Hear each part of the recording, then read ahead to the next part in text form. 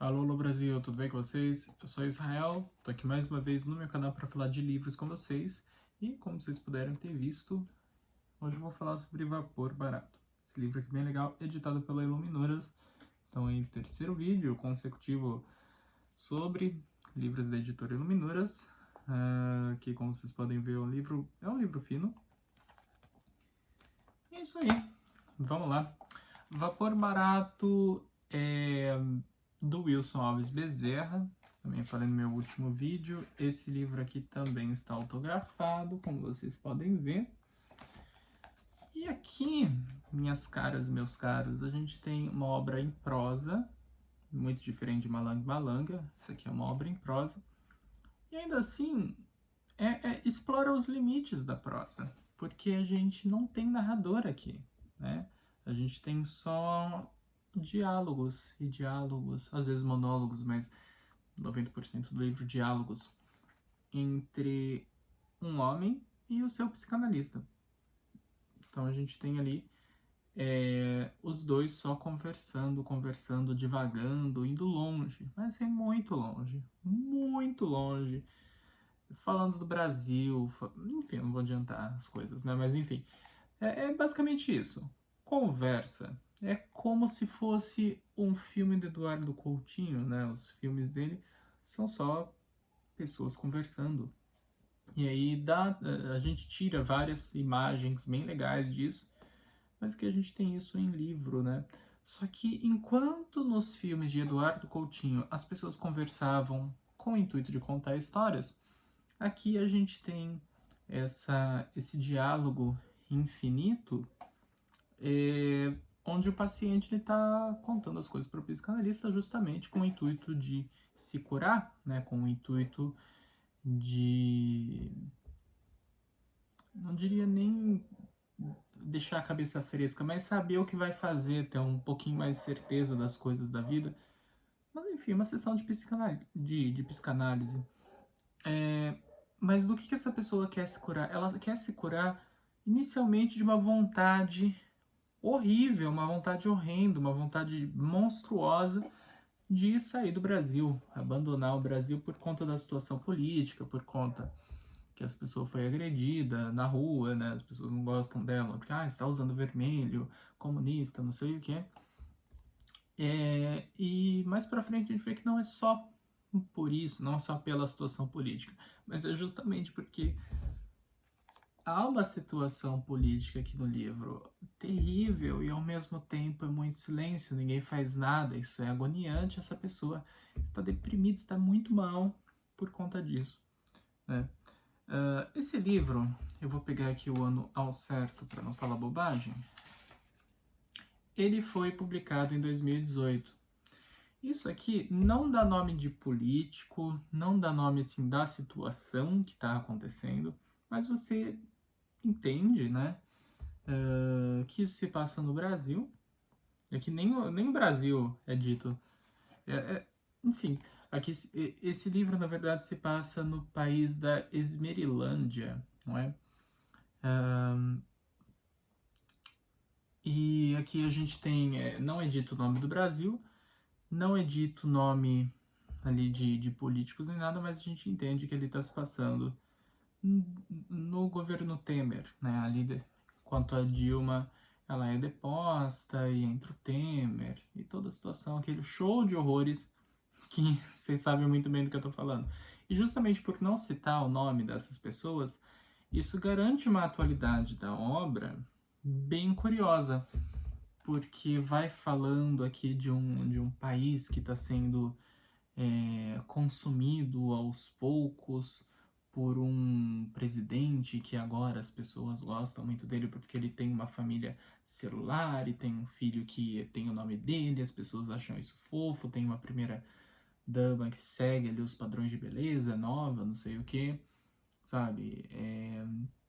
Esse livro ele vai falar muito desse Brasil, ou melhor, não é o Brasil, é um reflexo do Brasil, né? Um reflexo aí ficcional do Brasil, mas que ainda assim vai ressaltar tudo que a gente passou ali em 2016, em 2017, em 2018, né? Enfim, Esse livro ele também vai falar de muitos conflitos que essa pessoa tem, porque ela não só quer sair do Brasil e acha um saco o fato de que ninguém faz nada, todo mundo fica, tá tudo errado, mas assim, vive o dia normal e tal. Mas pra frente essa pessoa ela quer realmente pegar em armas e fazer tudo com as próprias mãos, né? E vocês conseguem imaginar isso? Tipo, chegando na psicanálise, uma pessoa fala, então, eu não aguento mais, eu queria pegar em armas sei lá, acabar com isso de alguma forma, usar o meu próprio corpo para lutar contra o Estado. O que que um psicanalista vai falar? Esse livro ele vai responder essa situação aí meio insólita, vai dar aí uma resposta bem interessante, né? Eu acho que ele condiz muito com o que talvez acontecesse, o que talvez aconteceria de verdade se isso, sei lá, se alguém levasse isso para uma sessão de psicanálise. Essa pessoa que está passando ali nesse psicanalista, ela também está sofrendo de alguns problemas de saúde e o psicanalista chega até a receitar remédios em determinado ponto do livro. Então, essa pessoa tem ali essa autoridade para receitar remédios, essa pessoa em especial, e o cara fala, não, você é louco, porque se eu tomar esses remédios que vão me acalmar, vão acalmar os meus ânimos, eu vou ficar quieto igual todo mundo tá, né? Eu vou tomar essa... Tem até um termo muito interessante que eu usava aqui. Eu vou tomar essa água de salsicha que tá todo mundo tomando. O que é essa água de salsicha? Esse calmante aí do dia a dia que a gente usa em tudo, né? Deixa eu ver se eu acho o trecho. Mas é esse essa... Seria o que motiva a gente a ficar aí o tempo todo calmo, sem ir pras ruas e etc. Será que eu acho?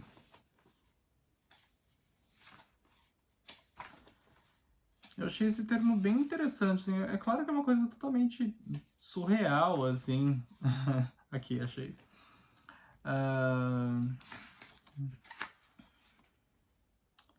Eu vim falando do meu desejo de fuga, mas se vim foi para não fugir, feito o suicida que liga para um amigo em vez de escrever o bilhete de despedida.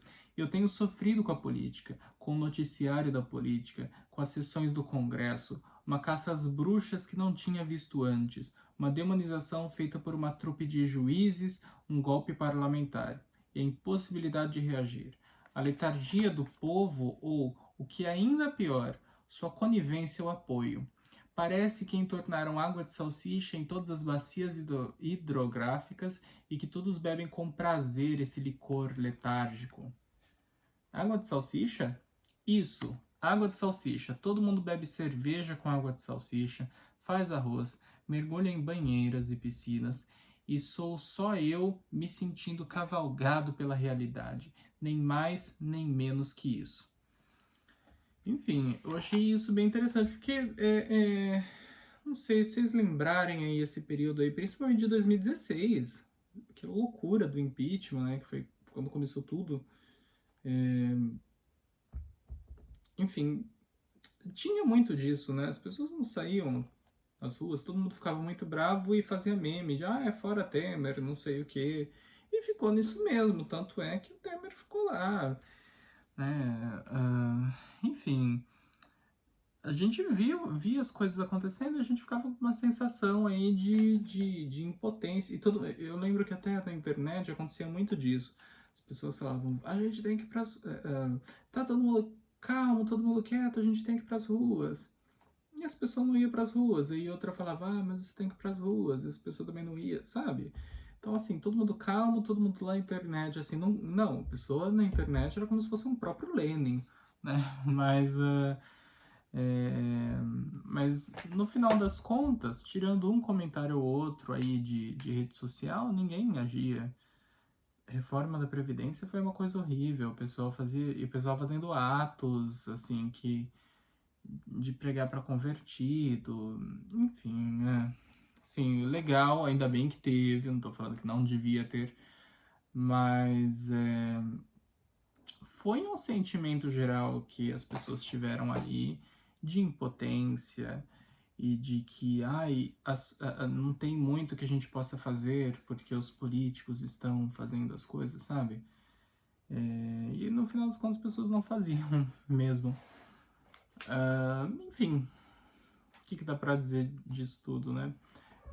Esse livro ele vai buscar dar algumas respostas aí pra gente. Ele vai ler hoje, é bem interessante pra gente ter a ressaca de todo esse tempo, que foi a época do impeachment. Porque foi uma loucura total, mas hoje as coisas estão não menos piores. E eu acho que estão piores sim, né? Então eu acho que a gente refletir um pouco sobre o que foi aquilo é interessante, porque aqui esse personagem que está ali no psicanalista, ele vai até falar um momento que a gente não consegue se unir como... A gente não consegue se unir, a gente não consegue conversar, a gente não consegue debater as coisas. Tanto que quando chegou essa época do impeachment, a gente não debateu, a gente discutiu, teve uma rinha de galo gigantesca. E assim, no final das contas, o país nem chegou num consenso se o que estava tendo era um impeachment ou um golpe.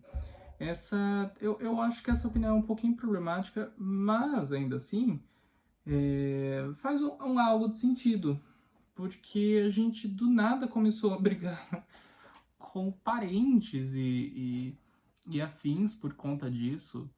Então, sei lá, acho que pensar esse episódio, né?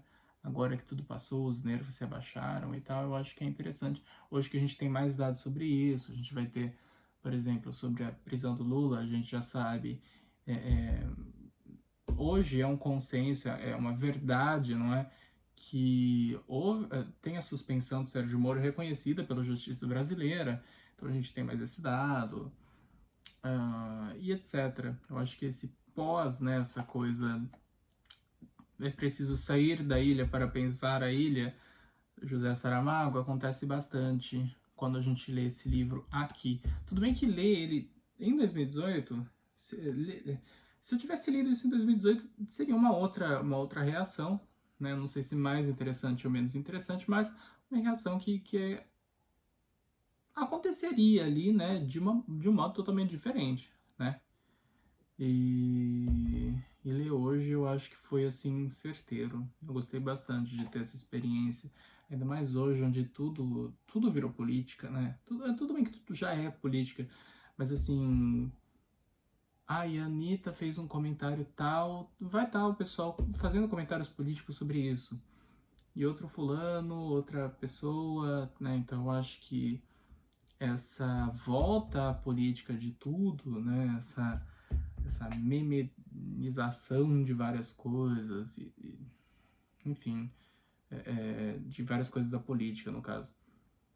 Eu acho que isso nasceu aqui, né? Então acho que ler esse livro foi uma experiência bem interessante. Eu lembro que nessa época do impeachment da Dilma, talvez isso seja a primeira e última vez que eu fale disso aqui, né? Mas eu era secundarista. Então eu realmente vivi isso, assim, toda essa situação, eu fui de cabeça, de cabeça. Nossa.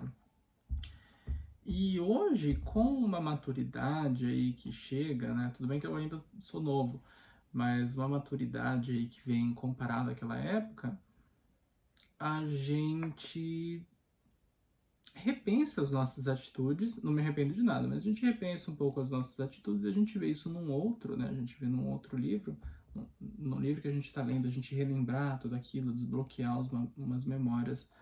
Acho que é bem curioso, bem interessante. A gente não necessariamente sente empatia pelas personagens desse livro. E isso é bom porque eu não gosto de, sei lá, me enganar por personagens de livro e ficar torcendo por elas, né? Aquela coisa meio, ai, todo mundo é bonitinho, não sei o que, sei lá, tipo José de Alencar ou sei lá o que. Mas aquela coisa bonitinha, redondinha, eu não gosto disso. Eu gosto de sentir raiva de personagem. Eu não chega a sentir raiva, mas assim, você não necessariamente fica torcendo pra essa pessoa, porque às vezes ela fala umas bobagens, assim.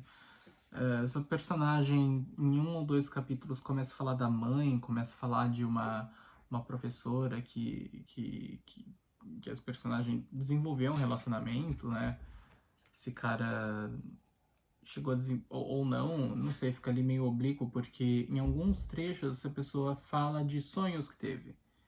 Só que isso já é no começo do capítulo, então fala, por exemplo, um monstro me agarrava pelo pescoço, e vai seguindo, aí você vai entendendo que é um sonho, né? Então vai falando dessa personagem que é uma professora, vai falando da própria mãe, vai nessa coisa mais psicanálise mesmo. Mas quando fala da política, aí eu consegui sentir um contato bem maior, né? Eu pude sentir o livro nisso, eu pude pensar algumas atitudes que eu fiz lendo o livro, né? Relembrando aí como o que foi toda aquela loucura, o que está sendo toda essa loucura. Enfim, gente. E para finalizar, esse livro é totalmente pessimista. Sim. E ele acaba. Acho que dá tempo de ler. Vou ler aqui um pouquinho do último capítulo, que é o capítulo 26, que ele é só um monólogo. E aqui, ao longo do livro, não se fala que isso se passa no Brasil. Não se fala. Se fala que se passa na Esmerilândia, né? E aqui começa. Bom dia, sou brasileiro. Então vocês vão já dar uma deslocada um pouquinho do livro. Bom dia, sou brasileiro, meu humor ainda oscila. Entre a tristeza, o ódio e a descrença, a alegria do carnaval, porém, não tomou nunca mais de assalto meu espírito. O futebol tampouco tem seduzido mais meus olhares, porque nunca vou me aposentar e ao menos os mais bem-sucedidos ali em campo sim, porque envelheço e todos envelhecemos, menos o atacante, o que vai ser o melhor do mundo da FIFA, o que ganhará muito mais dinheiro que eu e nunca morrerá. Não tenho orgulho das frutas nacionais, dos bichos nacionais, das selvas nacionais, nem das hidrelétricas, nacionais ou transnacionais. Gosto de samba, mas de samba triste, da Maria Rita quando se descobre órfã.